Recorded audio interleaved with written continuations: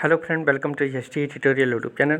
Friends, हम लोग नागरिक शास्त्र का एक महा रिवीजन क्लास चलाएंगे, ठीक है। और इसमें कुल आपको 50 प्रश्नों का रिवीजन करना है, ठीक है।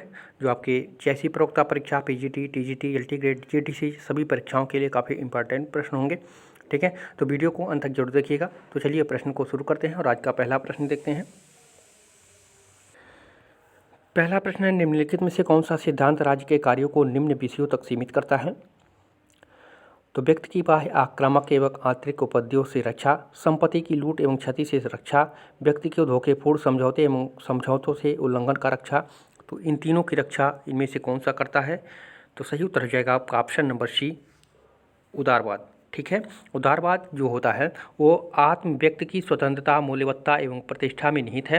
प्रारंभिक उदारवादी जो व्यक्तिगत स्वतंत्रता व राज्य की सत्ता को परस्पर विरोधी मानते हैं, इसलिए वह कहते हैं कि सर्वोत्तम राज्य वह है जो न्यूनतम शासन करे। संक्षेप में कहा जाए तो इस चिंतनधारा के पक्षधर राज्य को विदेशी आक्रमण से लोगों की रक्षा करने, देश के भीतर शांति व सुरक्षा बनाए रखने तथा कानून व न्याय की व्यवस्था स्थापित करने सर्वाधिक महत्वपूर्ण कार्य सौंपना चाहते हैं, ठीक है। तो ये तीनों कार्य जो है उदारवाद के रूप में किया जाता है, ठीक है। तो सी ऑप्शन इसमें आपका सही हो जाएगा। दूसरा नंबर प्रश्न है, एक कल्याणकारी राज्य, ये राज्य है की अवधारणा को पहली बार स्पष्ट किया था, तो किसने किया था? तो सही उत्तर हो जाएगा आपका ऑप्शन नंबर बी, ब्रेबरिज प्रतिवेदन ने, ठीक है। ब्रेबरिज प्रतिवेदन कब आया था? तो ये 1943 में आया था, ठीक है। और इसमें जो कहा गया था, जो ग्रीन का कल्याणकारी राज्य के विचार थे उसका पूर्वाभास किया गया था। किंतु जो लॉर्ड विलियम बेबरिज की रिपोर्ट आई थी 1943 में, इन्होंने 5 बुराइयों को, बीमारी, बेरोजगारी, अज्ञानता, भुखमरी तथा आश्रयाभाव के उन्मूलन में जो है राज्य की सकारात्मक भूमिका की कामना की थी, ठीक है। तो सबसे पहले माना जाता है ब्रेबरिज प्रतिवेदन से ही जो है कल्याणकारी राज्य की सर्वप्रथम उद्भव हुआ था, ठीक है। तो बी ऑप्शन सही होगा। तीसरा नंबर प्रश्न है, सामाजिक समझौते का यह सिद्ध करना चाहता था कि सामाजिक समझौता यह सिद्ध करना चाहता था कि यह एक यंत्र है, ठीक है। सामाजिक अनुबंधन का सिद्धांत राज्य के यंत्रीय सिद्धांत के साथ निकट से जुड़ा है।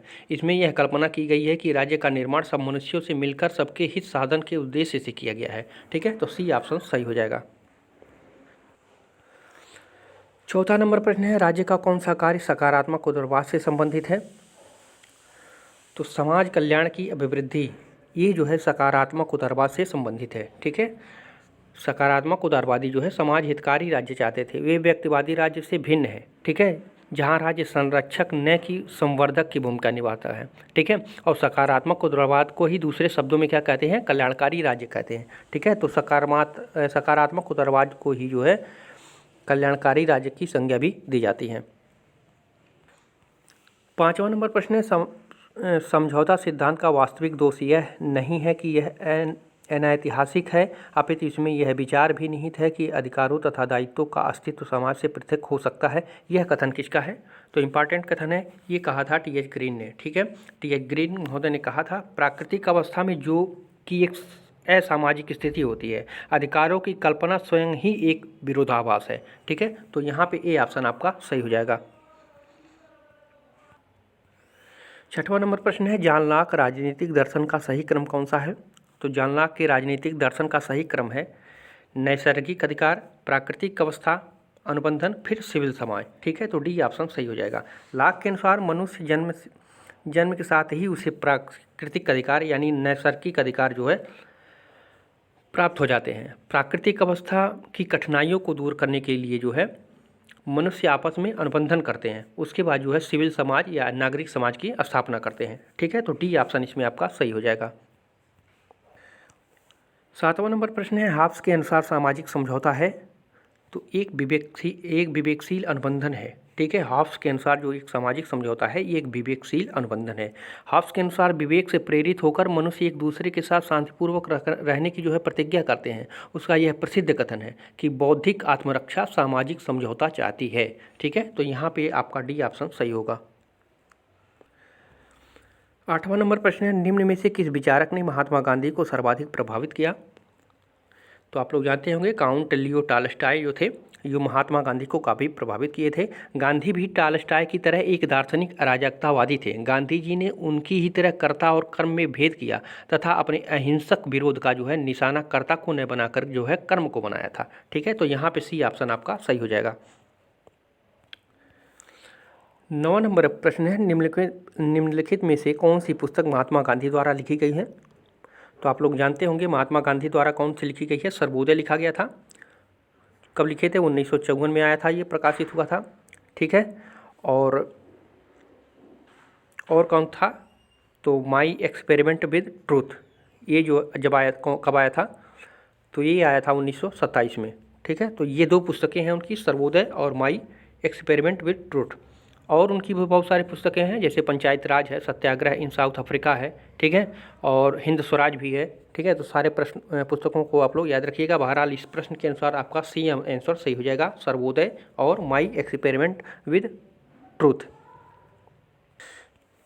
10वां नंबर क्वेश्चन है, गांधी जी के लिए ट्रस्टीशिप से अभिप्राय है?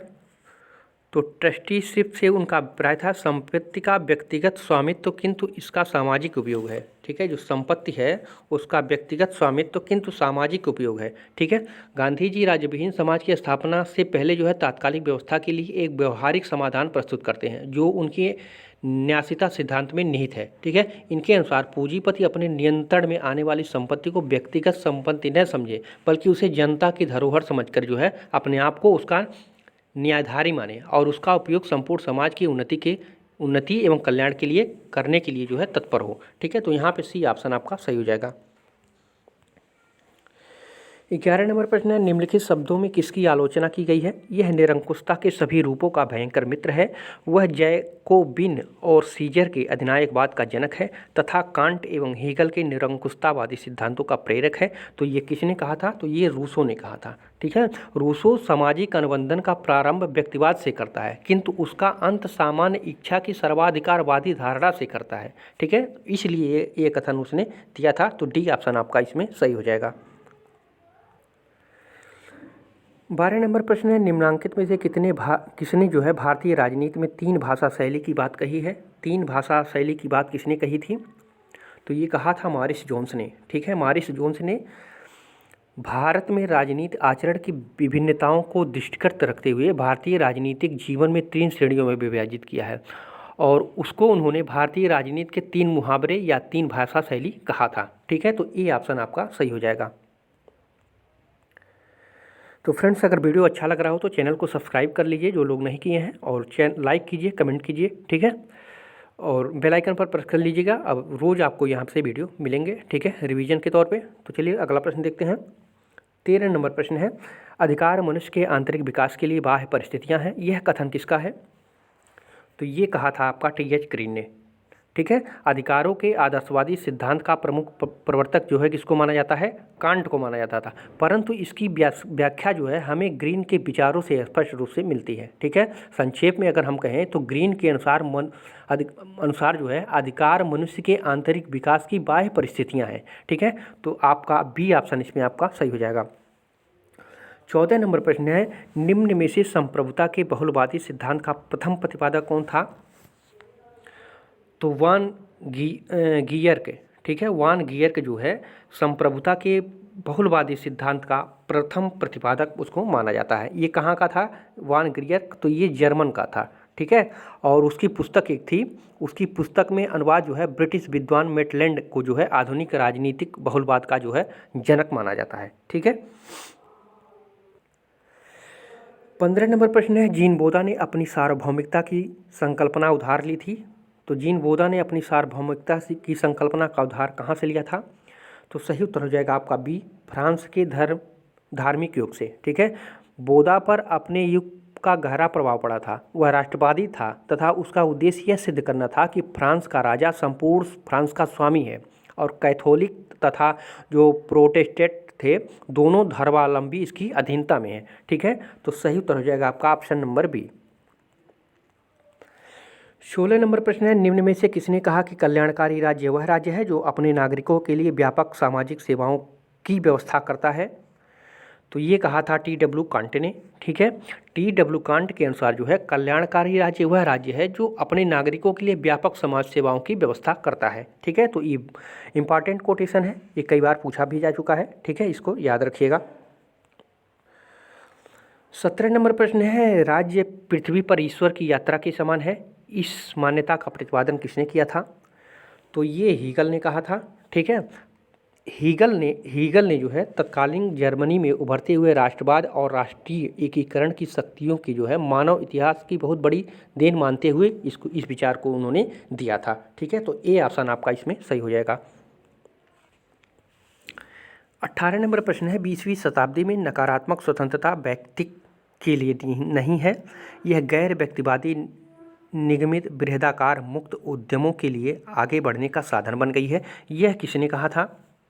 तो ये कहा था F.A. हेयक ने। ठीक है, F.A. हेयक ने। उनका मानना था कि स्वतंत्रता के समान वितरण में विश्वास नहीं करता था वह। यह कहता था कि समाज में कोई स्वतंत्र न हो, इससे अच्छा यह है कि कुछ लोग स्वतंत्र हों।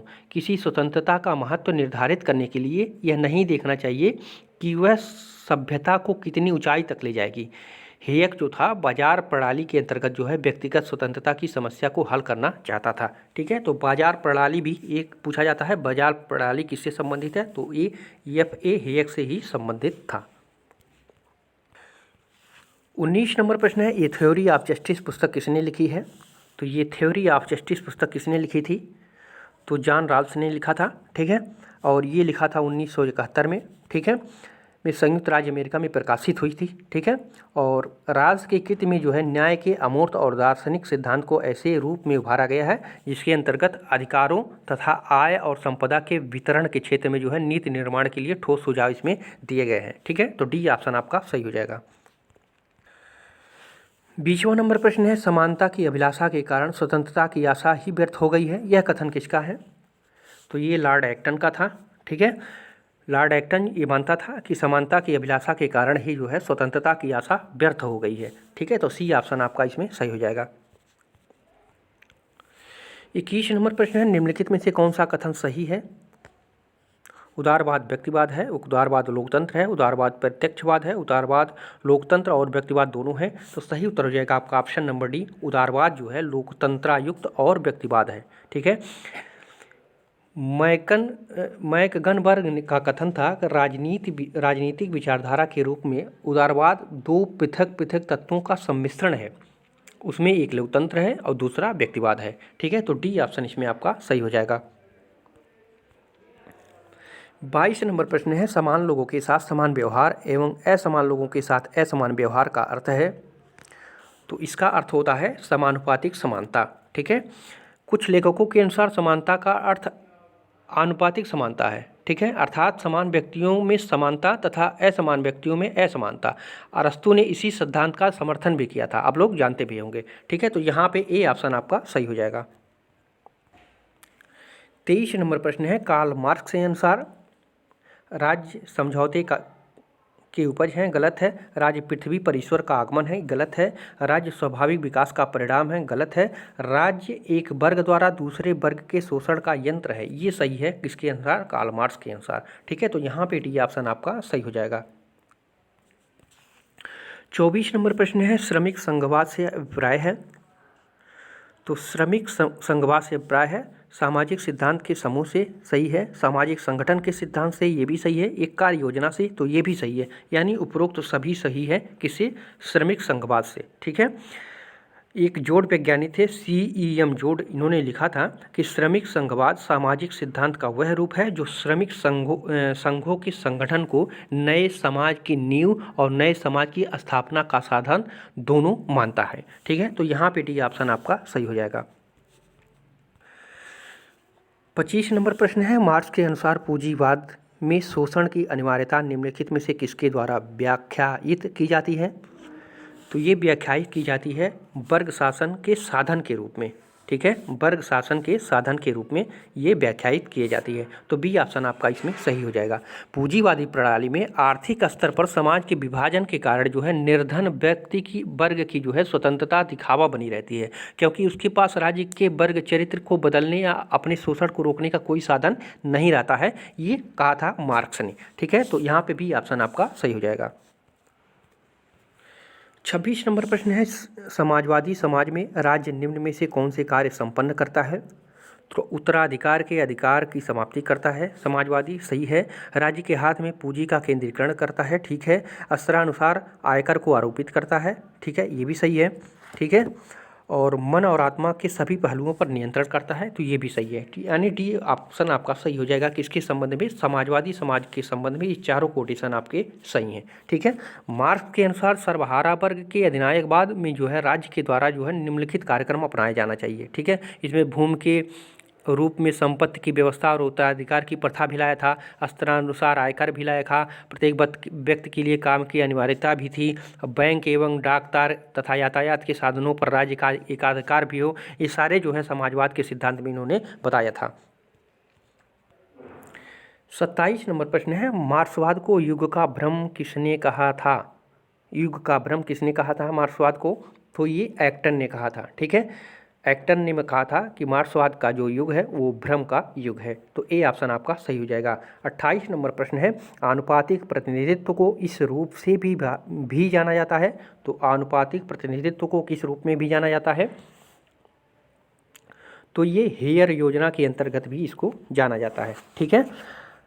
प्रथम सूत्र आनुपातिक प्रतिनिधित्व प्रणाली के प्रवर्तक किसको माना जाता है? तो हेयर को माना जाता है, हेयर, और उन्हीं के नाम पर इसको जो है हेयर योजना नाम दिया गया था, ठीक है।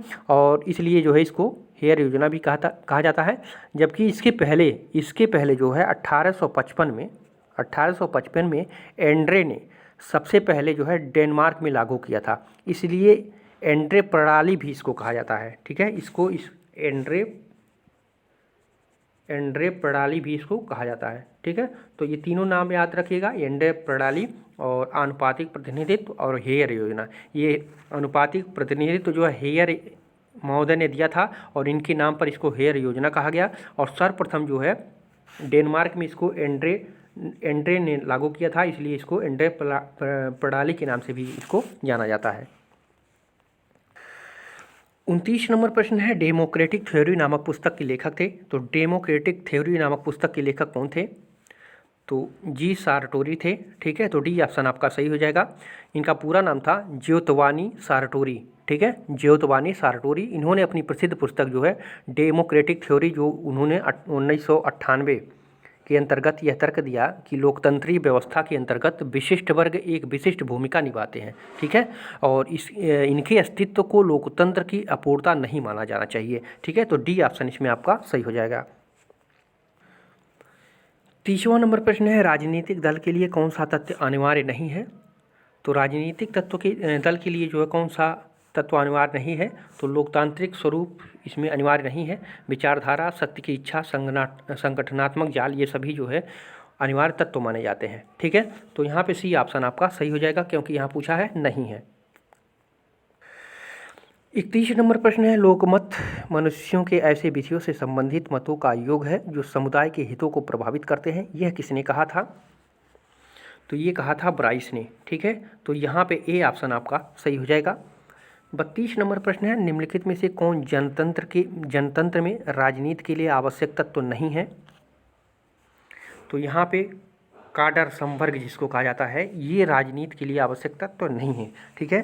राजनीतिक दल के अध्ययन में सदस्यता की संकल्पना का अपना महत्व है, ठीक है। और सदस्यता का रूप हर प्रणाली के साथ बदलता रहता है। संवर्ग दल की अवधारणा जो है सर्वाधिकारवादी व्यवस्था, विशेषकर जो है साम्यवादी राजनीतिक प्रणाली से संबंधित है, ठीक है। तो यहाँ पे ए ऑप्शन आपका सही हो जाएगा।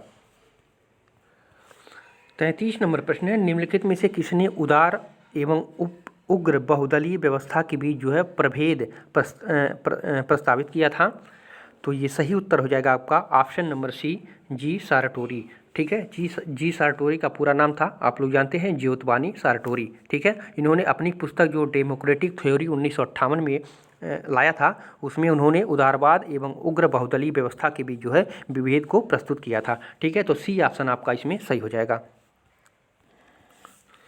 34 नंबर प्रश्न है, निम्न में से किसने निर्वाचन व्यवस्था तथा दलीय व्यवस्था के बीच सहसंबंध स्थापित करने का प्रयास किया? निर्वाचन व्यवस्था एवं दलीय व्यवस्था के बीच सहसंबंध स्थापित करने का कार्य किसने किया था?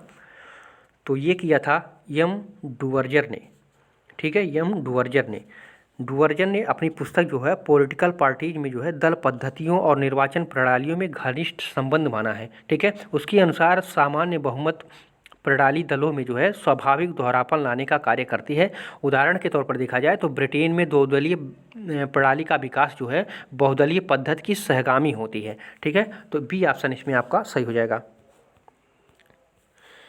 35 नंबर प्रश्न है, निम्नलिखित में से कौन सा युग्म सही संबंध नहीं है? तो संस्थात्मक दबाव समूह जो है वो किससे संबंध है? तो सिविल सेवा संघ से संबंध है, ये सही है। संगठनात्मक समूह जो है वो श्रमिक संघ से संबंध है, तो ये भी सही है। और गैर संगठनात्मक समूह हो वो जाति से संबंध है, तो ये भी सही है। और अनियमित दबाव समूह ये कृषक संगठन से संबंध नहीं है, क्योंकि अनियमित या इसको जो है प्रदर्शनात्मक अथवा इसको चमत्कारिक भी कहते हैं। समूह दबाव समूह वह समूह होता है जो भीड़ व प्रदर्शन आदि के रूप में अनायास प्रकट व विलुप्त होते रहते हैं। ठीक है। इनसे आशय उन प्रभावकारियों का है जो समाज में धमाके के साथ जो है उत्पन्न होकर जो है राजनीतिक व्यवस्था में अनायास ही प्रवेश कर जाते हैं। यह प्रदर्शनों, जुलूसों, दंगों, धरनों व हड़तालों आदि के रूप में प्रकट होकर अचानक ही प्रभावी हो जाते हैं। ठीक है। इनको ही जो है अनियमित दबाव समूह के रूप में देखा जाता है। जैसे अन्ना हजारे का जो दिल्ली में अनशन हुआ था वो एक तरह से कैसा हो जाएगा? अनियमित दबाव समूह के अंतर्गत आ जाएगा। ठीक है। तो यहाँ पे नहीं है पूछा है, संबंध नहीं है, तो ये कृषक संगठन से संबंध नहीं है, बल्कि ये प्रदर्शन और भीड़ भाड़, उपद्रव मचाना, हड़तालें करना इससे संबंधित होता है। तो यहाँ पे नहीं पूछा है, तो डी ऑप्शन आपका सही हो जाएगा। 36 नंबर प्रश्न है, संविधान राज्य के पदों के वितरण, संप्रभुता के आवास और राज्य के उद्देश्यों को निर्धारित करने वाली व्यवस्था है। यह परिभाषा किसके द्वारा दी गई है? तो ये दिया गया है अरस्तू के द्वारा। ठीक है। तो बी ऑप्शन आपका इसमें सही हो जाएगा। 37 नंबर प्रश्न है, निम्नलिखित में से कौन सी विशेषताएं संवैधानिक शासन की हैं? निम्नलिखित में से कौन सी विशेषताएं संवैधानिक शासन की हैं? तो यह विधि द्वारा संचालित शासन है, तो बिल्कुल सही है। यह व्यक्ति की ओर से सत्ता को सीमित करता है, व्यक्ति की ओर से सत्ता को सीमित करता है, तो ये भी सही हो जाएगा। इसमें निर्वाचित राज्याध्यक्ष होते हैं, तो ये तो गलत है। राज्याध्यक्ष जो है ये कहाँ पे होते हैं? तो ये लोकतंत्र में नहीं बल्कि गणतंत्र में होते हैं ना, गणतंत्र में होते हैं, तो ये गलत हो जाएगा आपका। ठीक है। तो यहाँ पे पहला दूसरा सही हो जा रहा है, तो कौन सा कोड सही हो जाएगा? 1 और 2। ठीक है। संवैधानिक सरकार वह है जो किसी व्यक्ति या दल विशेष की इच्छा से संचालित न होकर के जो है विधि के अनुरूप संचालित होती है। ठीक है। और संविधान द्वारा सीमित और अनियंत्रित होती है। और जो राज्याध्यक्ष निर्वाचित होता है वो गणतंत्रात्मक का विशेषता है। ठीक है। 38 नंबर प्रश्न है, निम्नलिखित में से किस कारक ने हाल के वर्षों में संसदीय कार्यपालिका की शक्तियों की अभिवृद्धि में योगदान दिया? तो ये सुसंगठित दलीय व्यवस्था का आविर्भाव हुआ, बिल्कुल सही है ये। ठीक है। तो इसमें जो है व्यवस्थापिका की शक्ति को कार्यपालिका ने सही अर्थों में राजनीतिक दल के माध्यम से छीना है। ठीक है। दल के समर्थन के आधार पर जो है कार्यपालिका व्यवस्थापिका से सब कुछ करा लेती है। इसी कारण जो है संसदीय प्रणाली को जो है प्रधानमंत्री प्रणाली भी कहा जाता है। ठीक है। इसका अपवाद जो है अध्यक्षात्मक प्रणाली में मिलता है। ठीक है। जब कार्यपालिका व व्यवस्थापिका में जो है अलग अलग दल प्रभुत्व में होते हैं, तो प्रदत्त व्यवस्थापन से तो संसदीय व अध्यक्षीय जो है दोनों प्रकार की कार्यपालिका की शक्ति में अभिवृद्धि हुई है। ठीक है। तो यहाँ पे ए ऑप्शन आपका सही हो जाएगा। 39 नंबर प्रश्न है, निम्नलिखित अधिनियमों में से किस अधिनियम द्वारा गवर्नर जनरल की परिषद में एक विधि सदस्य की अभिवृद्धि हुई? तो चार्टर अधिनियम 1833। ठीक है। चार्टर अधिनियम जो 1833 था उसके द्वारा जो है विधियों के संहिताकरण के लिए गवर्नर जनरल को एक विधि आयोग की स्थापना करने का अधिकार दिया गया था। ठीक है। और विधि आयोग की स्थापना के बाद जो है मैकाले को उसका प्रथम अध्यक्ष बनाया गया था और परिषद के चौथे सदस्य जिसको विधि सदस्य की रूप में जो है उसकी नियुक्ति की गई थी, किंतु उसे विधि संबंधी मामलों के अतिरिक्त जो है परिषद में भाग लेने एवं मत देने का अधिकार प्राप्त नहीं दिया गया था। ठीक है, तो ये कहा गया था आपका चार्टर अधिनियम 1833 में। 40 नंबर प्रश्न है, निम्न में से किस अधिनियम के अंतर्गत भारत में सर्वप्रथम एक सर्वोच्च न्यायालय की स्थापना की गई थी? तो आप लोग भली बात जानते होंगे, रेगुलेटिंग एक्ट 1773 के अनुसार। ठीक है, जो 1773 के रेगुलेटिंग एक्ट द्वारा जो है कलकत्ता में एक सर्वोच्च न्यायालय की स्थापना की गई और ये भारत में कंपनी के अधीन क्षेत्रों को सर्वोच्च न्यायालय था। ठीक है, और 1935 के अधिनियम में संघीय न्यायपालिका की जो है इसमें जो है संघीय न्यायपालिका की जो है स्थापना की गई थी। ठीक है, संघीय न्यायपालिका की, तो दोनों को याद रखिएगा। सर्वोच्च न्यायालय की स्थापना रेगुलेटिंग एक्ट अधिनियम 1773 और संघीय न्यायपालिका को जो है भारत सरकार अधिनियम 1935। ठीक है, तो यहाँ दोनों फैक्ट को याद रखिएगा। 41 नंबर प्रश्न है, दो सूची दिया गया है, एक सूची यहाँ पे है, देख लीजिए, एक नीचे आ गया है थोड़ा सा। ठीक है, ये लेखक है और भारतीय संघवाद पर दृष्टिकोण कौन कौन सा लेखक किस रूप में दिए हैं। तो शासन प्रणाली को जो अर्धसंघात्मक है, भारतीय संघवाद की शासन प्रणाली जो अर्धसंघात्मक है, ये किसने कहा था? तो ये कहा था केसी ह्यूयर ने। ठीक है, तो ए में आपका सही हो जाएगा 4। ठीक है, और भारतीय संघवाद एक अनूठे नमूने का संघ है, तो ये किसने कहा था? तो ये कहा था ऑस्टिन ने। ठीक है, तो यहाँ पे बी का हो जाएगा ऑप्शन 2। ठीक है, और इसको अद्वितीय उदाहरण किसने माना? भारतीय संघवाद को अद्वितीय उदाहरण किसने माना था? तो ये माना था अलेक्जेंड्रोविच ने। ठीक है, अलेक्जेंड्रोविच ने। तो यहाँ पे एक सही हो जाएगा, सी का एक सही हो जाएगा। और संघात्मक होते हुए भी जो है राष्ट्रीय हित सर्वोपर होना चाहिए, संघात्मक होते हुए भी राष्ट्रीय हित सर्वोपर होना चाहिए, ये किसने कहा था? तो ये कहा था आपका जेनिंग्स ने। तो ए में जो है डी में कौन सा सही हो जाएगा? तो 3 सही हो जाएगा। तो 4 2 1 3, तो कौन सा कोड सही हो जाएगा इसमें? तो कोड नंबर आपका सही हो जाएगा डी, 4 2 1 3। ठीक है, 42 नंबर प्रश्न है, भारतीय संविधान स्पष्ट रूप से प्रेस की स्वतंत्रता की व्यवस्था नहीं करता है, परंतु यह स्वतंत्रता अंतर्निहित है, किस अनुच्छेद में निहित है?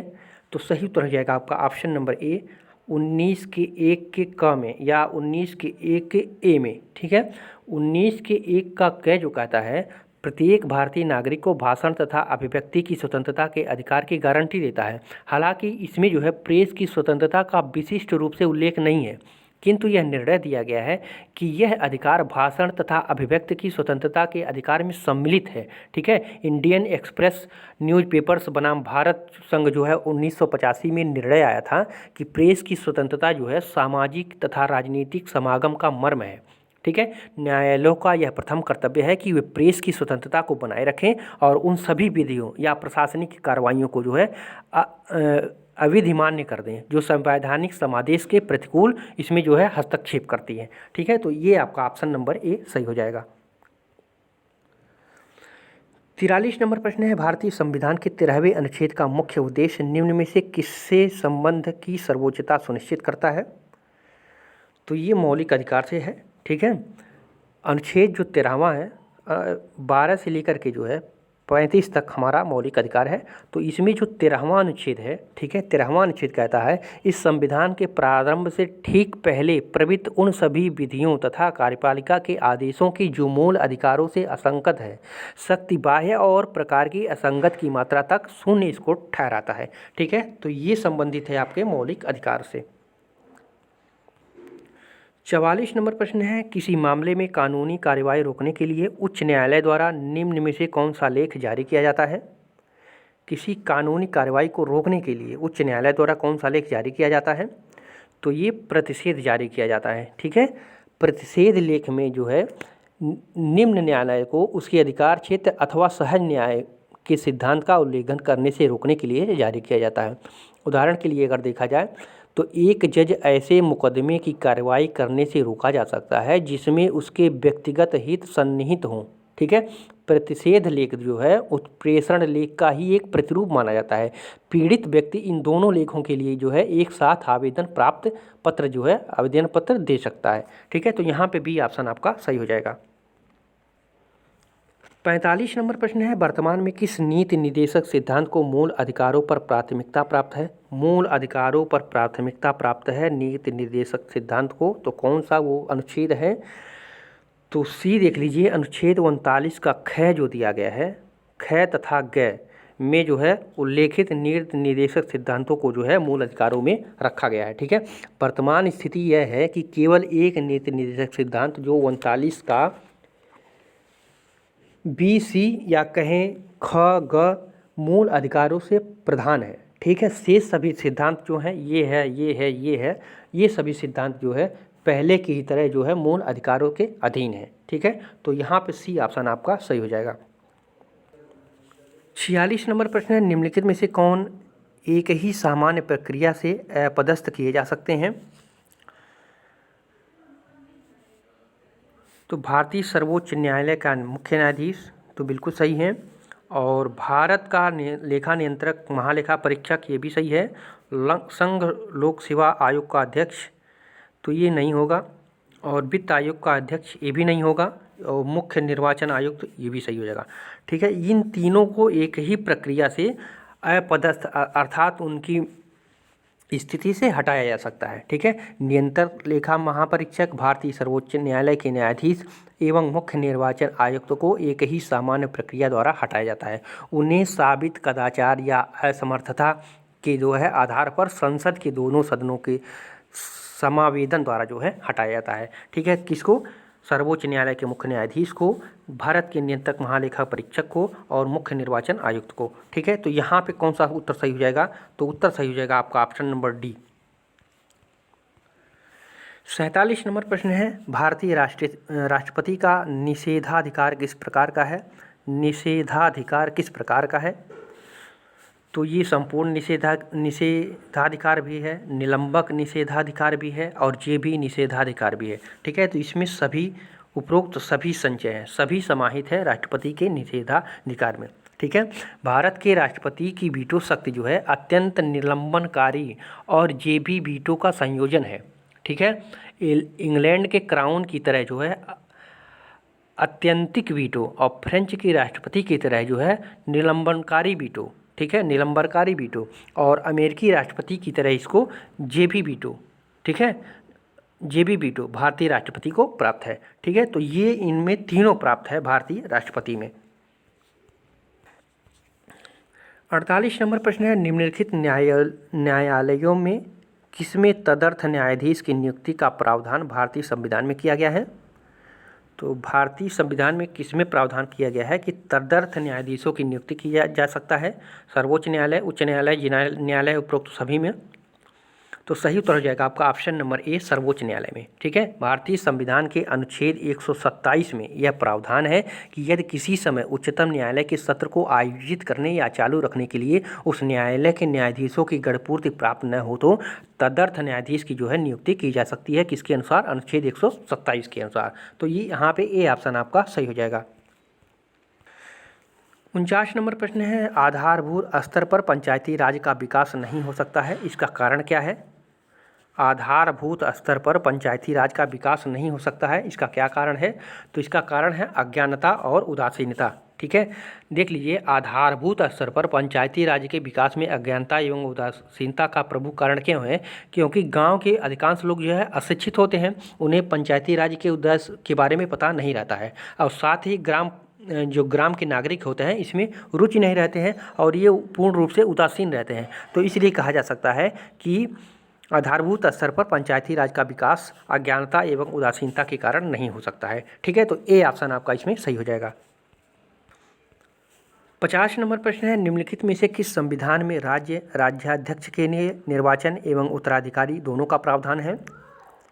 तो ये संयुक्त राज्य अमेरिका में है। ठीक है, अमेरिका में जो है राष्ट्रपति चुनाव के लिए जो है निर्वाचक मंडल का प्रावधान है और 1947 में जो है कांग्रेस ने पुनः राष्ट्रपति उत्तराधिकार कानून पारित करके जो है यह निश्चित कर दिया था कि राष्ट्रपति पद में अस्थायी रिक्तता होने पर जो है उपराष्ट्रपति शेष अवधि के लिए राष्ट्रपति बन जाता है। तो यहाँ पे आपका डी ऑप्शन सही हो जाएगा।